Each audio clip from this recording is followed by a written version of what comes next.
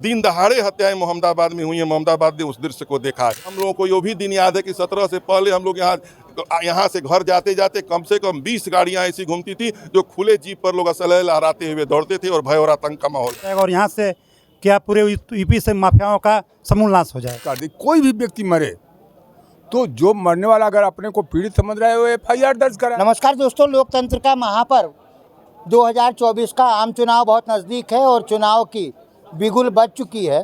इस आम चुनाव में यदि हम अपने उत्तर प्रदेश को देखें तो उत्तर प्रदेश में विकास के मामले में टॉप 5 यदि सिटीज़ को हम देखते हैं, ऊंचे श्रेणी के 5 शहरों को यदि देखते हैं तो गाज़ीपुर का नाम जो है वो विकास न होने वाले शहरों में 1 नंबर पर है। हम बात करेंगे कुछ अधिवक्ता गणों से, विद्वान गण हैं, बौद्धिक वर्ग से आते हैं, आज हैं हम मोहम्मदाबाद तहसील में और बात करते हैं कि आखिर गाजीपुर इतना पिछड़ा हुआ क्यों है। सर परिचय दें जरा। मेरा नाम अनिल कुमार राय और सोनू राय एडवोकेट। मैं सेंट्रल बार एसोसिएशन मोहम्मदाबाद का पूर्व अध्यक्ष हूँ। और गाजीपुर में जहाँ तक विकास की बात है, भारतीय जनता पार्टी की सरकार आने के बाद बहुत ही विकास हुआ है और विकास के अनेक कार्य हुए हैं। सड़कें बनी हैं, गरीबों को आवास मिला है, लोगों को फ्री अनाज मिल रहा है और गरीबों के लिए यह सरकार समर्पित है और पूर्ण रूप से गरीबों को यह सरकार जो है आर्थिक मदद दे रही है, किसानों को मदद कर रही है।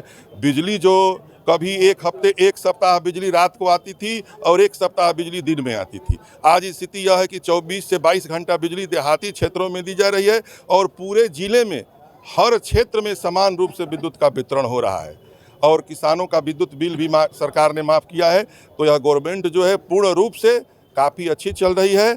और योगी जी की जो सरकार है, सबसे बड़ी बात है कि यहाँ 10 बजे 8 बजे रात को कोई बाहर निकलने में आतंक का साया रहता था, चारों ओर कब किस हो जाएगी। और करीब 100 दिन दहाड़े हत्याएं मोहम्मदाबाद में हुई हैं। मोहम्मदाबाद ने उस दृश्य को देखा है और आज करीब 10 वर्षों से 7-8 वर्षों से एक भी दहाड़े नहीं, किसी भी अपराधी को बंदूक असलहा लेकर लहराते हुए आप नहीं देख सकते। नहीं तो हम लोगों को ये भी दिन याद है कि 17 से पहले हम लोग यहाँ से घर जाते जाते कम से कम 20 गाड़ियां ऐसी घूमती थी जो खुले जीप पर लोग असलहे लहराते हुए दौड़ते थे और भय और आतंक का माहौल बनाए हुए थे। सर सवाल ये उठा है कि 2014 के बाद ही विकास क्यों? इसके पहले भी बहुत सारे प्रतिनिधि आए हैं और इसके पहले भी विकास हुआ है, लेकिन विकास की वह गति नहीं रही है जो गति इस सरकार में है। और दूसरी चीज, वह विकास तुष्टिकरण का विकास था, यह विकास एकदम निरपेक्ष विकास है और सबके लिए समान रूप से विकास है। सबसे बड़ी सरकार की खूबी है कि हर वर्ग के लिए, हर व्यक्ति के लिए सरकार काम कर रही है। यह सरकार की सबसे बड़ी विशेषता है और अपराधियों के प्रति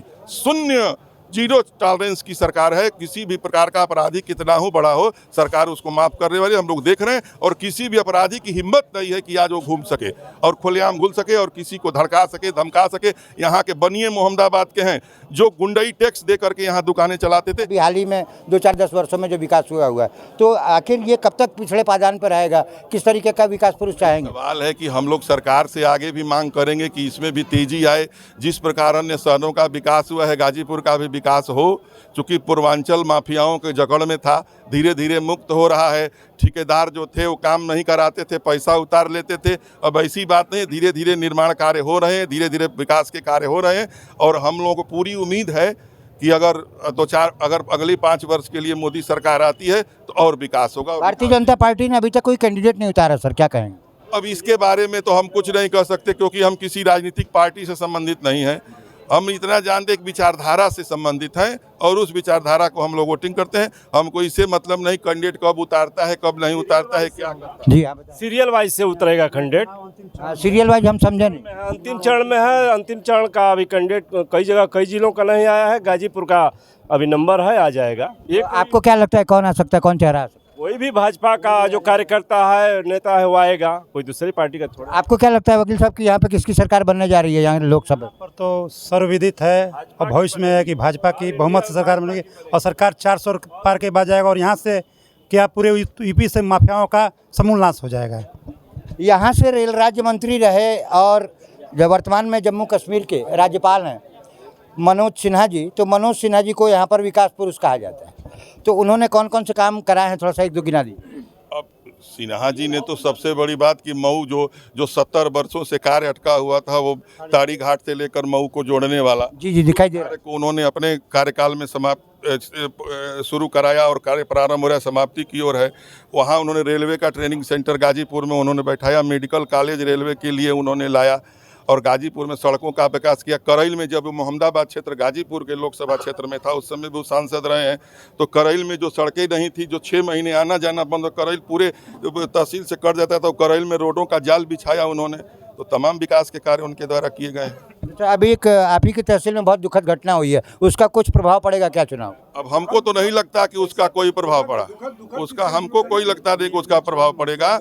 अब घटना तो होती रहती है समाज में, जो आया है उसको मरना है। नहीं देखिए सर, दुखद इसलिए मैंने बोला कि किसी का भी जाना दुखद है। मुझे किसी से कोई सहानुभूति नहीं है, मैं कोई राजनीतिक नहीं हूँ। किसी का जाना अपने आप में दुखद हमारे हिंदू समाज में भी माना जाता है। क्या कहेंगे? नहीं, दुखद की परिभाषा, हर आदमी कौन कब नहीं मरता है।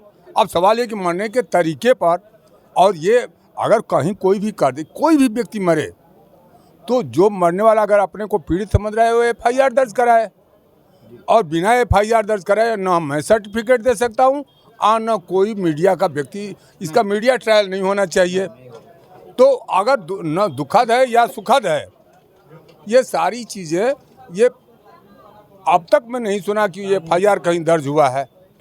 जब FIR दर्ज हो जाएगा, अब किसी को कह दे, कोई आदमी कह दे, ये जो राजनीति हो रही है, अगर मैंने तो किसी की सज़ा नहीं, उसको मैंने किसी की सज़ा मैंने तो नहीं किया, लेकिन किसी व्यक्ति के अगर सज़ा हुआ है, जेल में रहा है, कोई भी, उसकी जांच हो, जांच के बाद जो भी हो उसके लिए थोड़े स्वतंत्र। अगर कोई आरोप लगा रहा है किसी। अच्छा सर, एक बात बताइए, गाजीपुर में माफ़ करिए सर, आपकी बात काट रहा हूँ, बलिया छोटा जिला है, वहाँ यूनिवर्सिटी खुल गई, गाजीपुर में क्यों?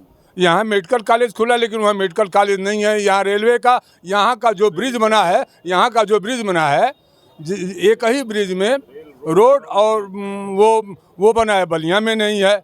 यहाँ पर जो रेलवे का एक ट्रेनिंग सेंटर है, वहाँ पर नहीं है। यहाँ पर भ्रष्टाचार का जो जितना भी गवर्नमेंट ने किया है, देखिए विकास के लिए कई चीज़ें, भ्रष्टाचार मुक्त यदि समाज रहे, अपराध मुक्त यदि ये रहे, यहाँ पर तो पूरे देश को जोड़ने के लिए करनीनपुर से एक ये सेंटर बना है, बलिया में नहीं है।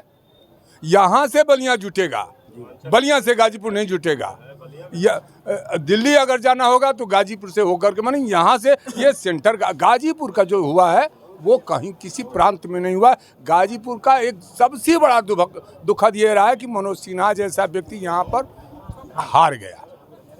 यदि वो नहीं हारा होता तो हो सकता है कि लखनऊ की श्रेणी में अगर गाजीपुर चला गया होता।